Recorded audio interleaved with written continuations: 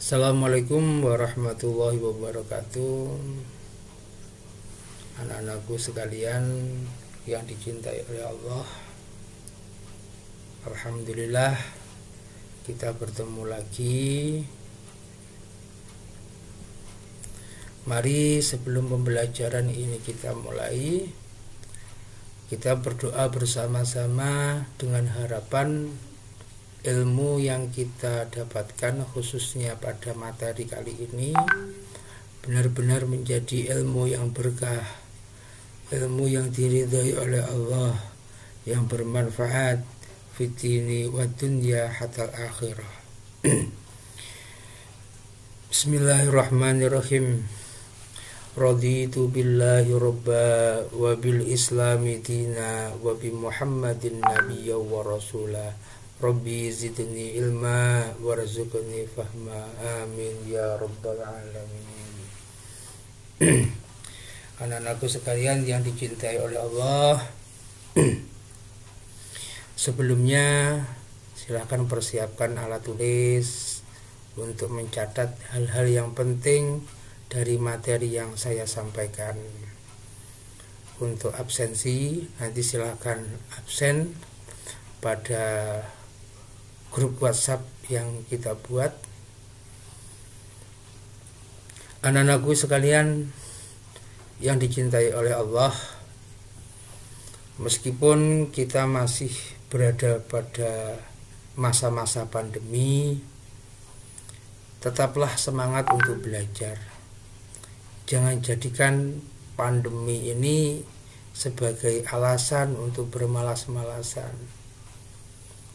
Mari kita lawan pandemi, tetap jaga kesehatan dan protokol kesehatan. Anak-anakku sekalian,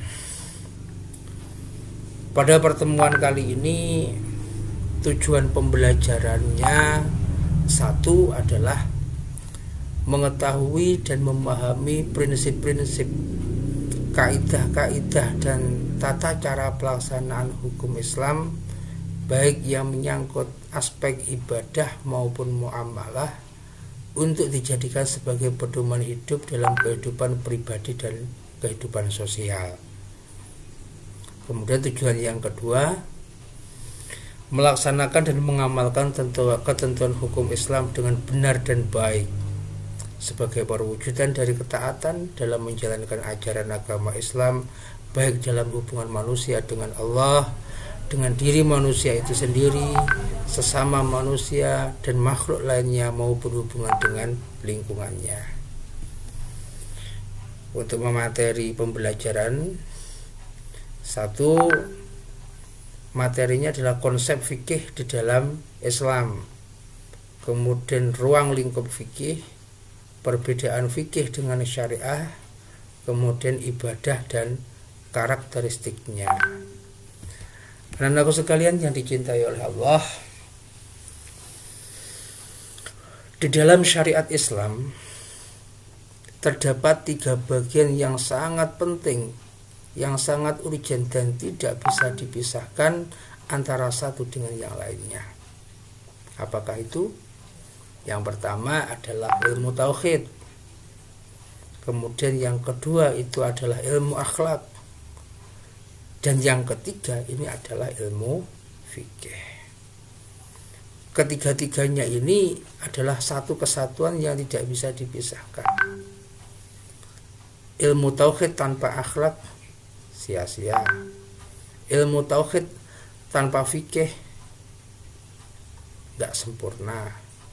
Dan pokoknya antara satu dengan yang lainnya saling melengkapi dan tidak bisa dipisahkan antara satu dengan yang lainnya. Kalau secara utuh ya orang itu memiliki tauhid, akhlak, kemudian fikihnya. Lanjut, ilmu fikih, yaitu yang pertama adalah ilmu fikih. Itu merupakan salah satu bidang keilmuan dalam syariat Islam yang secara khusus membahas persoalan hukum atau aturan yang terkait dengan berbagai aspek kehidupan manusia, baik menyangkut individu, masyarakat, maupun hubungan manusia dengan penciptanya. Akan tetapi definisi fikih secara istilah ini mengalami perkembangan dari masa ke masa, sehingga tidak ada satu pun, sehingga tidak pernah bisa ditemukan satu definisi yang tunggal. Selalu berkembang menurut pendapat ulama yang berbeda-beda. Anak-anakku sekalian yang dicintai oleh Allah, kemudian mengenai ruang lingkup fikih. Ruang lingkup fikih itu meliputi ubudiyah, yaitu menjelaskan tentang hukum-hukum hubungan manusia dengan Tuhannya. Contohnya seperti zakat, puasa, sholat, haji. Kemudian yang kedua adalah muamalah atau disebut dengan transaksi, yaitu bagian yang menjelaskan tentang hukum-hukum hubungan antara manusia dengan sesamanya dalam berbagai transaksi finansial, jual beli, kemudian bagi hasil, ariyah, salam, dan lain sebagainya. Ini dikemas atau dikumpulkan dalam satu fikih yang berjudul muamalah. Kemudian yang ketiga adalah munakahah atau disebut dengan pernikahan, yaitu bagian yang menjelaskan tentang hukum-hukum yang berkaitan dengan pernikahan di dalam agama Islam. Terus yang terakhir, yakni adalah jinayah atau hukum perdata, yakni bagian yang menjelaskan tentang hukum-hukum perdata dalam agama Islam.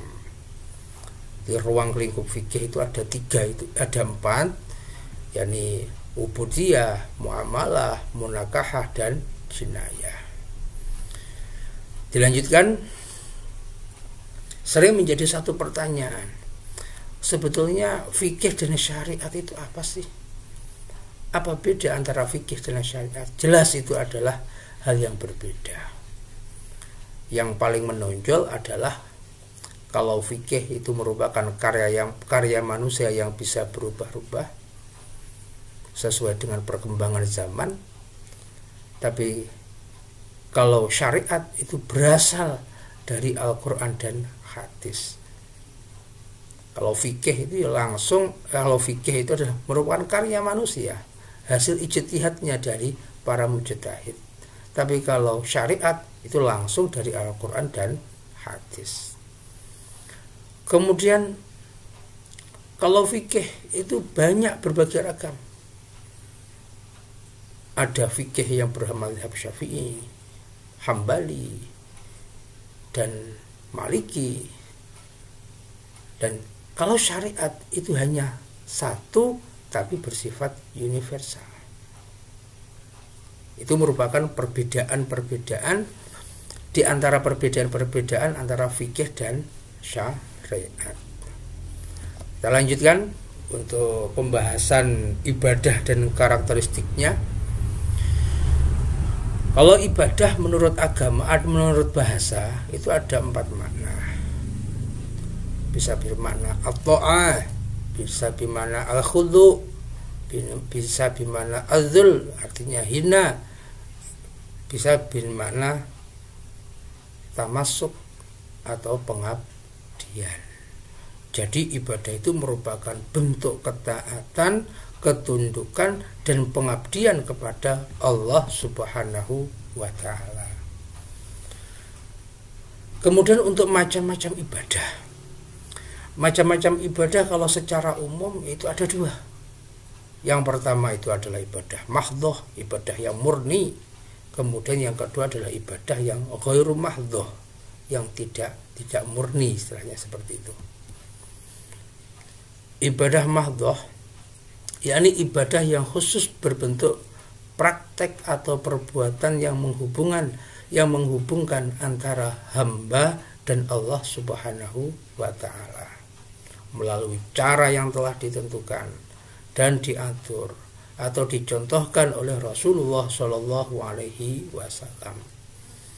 Oleh karena itu, pelaksanaan dan bentuk ibadah ini sangat ketat, yaitu harus sesuai dengan contoh dari Rasulullah Shallallahu Alaihi Wasallam seperti sholat, zakat, puasa, dan haji. Lanjutkan. Kemudian untuk macam-macam ibadah itu juga beragam. Ada yang dilihat dari sisi pelaksanaannya. Kalau sisi pelaksanaannya, ada kalanya ibadah jasmaniyah, rohaniyah, ibadah rohaniyah dan maliyah, kemudian ibadah jasmaniyah, rohaniyah dan juga maliyah, komplit terkumpul tiga-tiganya. Kalau ibadah jasmaniyah, apakah yang disebut dengan ibadah jasmaniyah? Itu ibadah jasmaniyah rohaniyah, yaitu perpaduan ibadah antara jasmani dan rohani. Misalnya sholat dan puasa. Jasmaninya, jasadnya ini menahan diri dari hawa nafsu. Kemudian secara rohaniyahnya orang yang berpuasa itu harus meninggalkan hal-hal yang dilarang oleh Allah Subhanahu wa ta'ala, mulai dari pikiran kotor, suudzon dan lain sebagainya. Secara rohani orang itu juga harus berpuasa. Sholat pun juga sama. Kemudian yang kedua adalah ibadah rohaniyah dan maliyah, yaitu perpaduan ibadah rohaniyah dan harta seperti zakat. Kemudian yang nomor 3 adalah ibadah jasmani, rohaniyah dan maliyah, yakni ibadah yang menyatukan ketiga-tiganya. Contohnya seperti ibadah haji. Ibadah haji fisiknya harus kuat, rohaninya juga harus berperan, kemudian maliyahnya, hartanya ini juga sangat berperan. Misalnya jasmaninya kuat, rohaninya ya, akan tapi dia nggak memiliki harta, tidak memiliki mal untuk biaya transportasi menuju ke tanah haram, maka ya orang itu belum bisa untuk melaksanakan ibadah haji.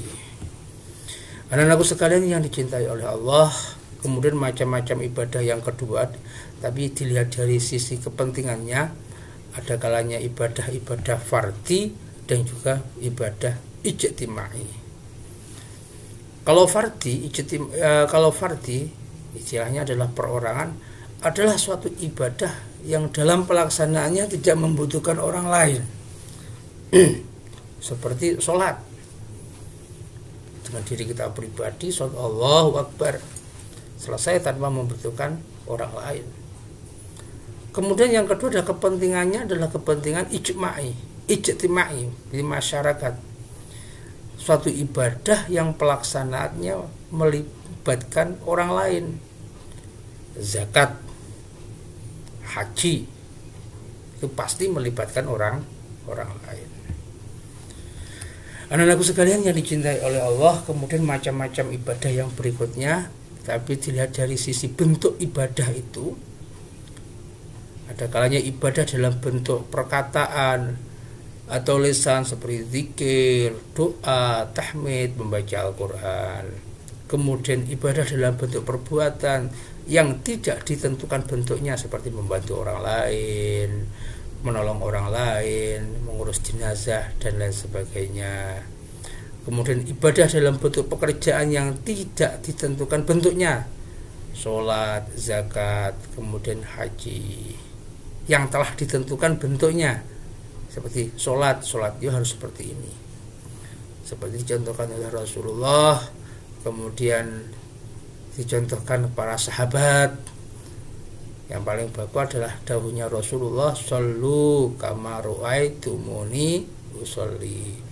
Kita dituntut untuk menjalankan ibadah sholat seperti apa yang telah dicontohkan oleh Rasulullah Shallallahu Alaihi Wasallam. Kemudian ibadah yang tata cara pelaksanaannya berbentuk menahan diri. Puasa, menahan diri dari hal-hal yang membatalkan. Iktikaf, berdiam diri di dalam masjid, tidak keluar. Dan kemudian ihram. Kemudian ada lagi ibadah yang berbentuk menggugurkan hak seperti memaafkan orang lain. Memaafkan orang lain yang telah berbuat salah dan membebaskan seseorang yang berhutang. Ini juga bentuknya adalah menggugurkan satu hak. Anak-anakku sekalian yang dicintai oleh Allah, untuk kesimpulannya pada pertemuan kali ini, yang satu adalah ruang lingkup fikih, itu meliputi ubudiyah, muamalah, munakahah, ibadah pun juga terbagi menjadi dua secara garis besar, yakni ada kalanya ibadah yang mahdhah dan ibadah yang ghairu mahdhah. Anak-anakku yang dicintai oleh Allah, mungkin materi yang kami sampaikan cukup sampai di sini saja. Silakan nanti dikembangkan dengan membaca buku yang telah dibagikan kepada kalian semua melalui buku LKS ataupun melalui kitab-kitab Mu'tabarah. Kemudian untuk tugasnya adalah anak-anak silahkan nanti belajar kelompok di kamar. Belajar kelompok di kamar, kemudian kita diskusi melalui grup WhatsApp. Misalkan ada hal-hal yang belum difahami, belum dimengerti, nanti silahkan ditulis di grup WhatsApp, kita diskusikan di sana. Anak-anakku sekalian yang dicintai oleh Allah, ya semoga pertemuan kita kali ini bukan hanya sekedar pertemuan, ya semoga benar-benar mendapatkan ilmu yang berkah dan bermanfaat. Untuk pertemuan yang akan datang kita akan membahas masalah ibadah, seputar ibadah. Anak-anakku yang dicintai oleh Allah, mari pada pertemuan kali ini kita tutup dengan doa bersama. Seperti niatan awal kita, niat kita adalah thalabul ilmi, mendapatkan ilmu yang benar-benar diridhai oleh Allah, dan ilmu ini tidak hilang begitu saja setelah kita berpindah dari majelis ini. Ilmu itu memang benar-benar masuk dalam hati kita.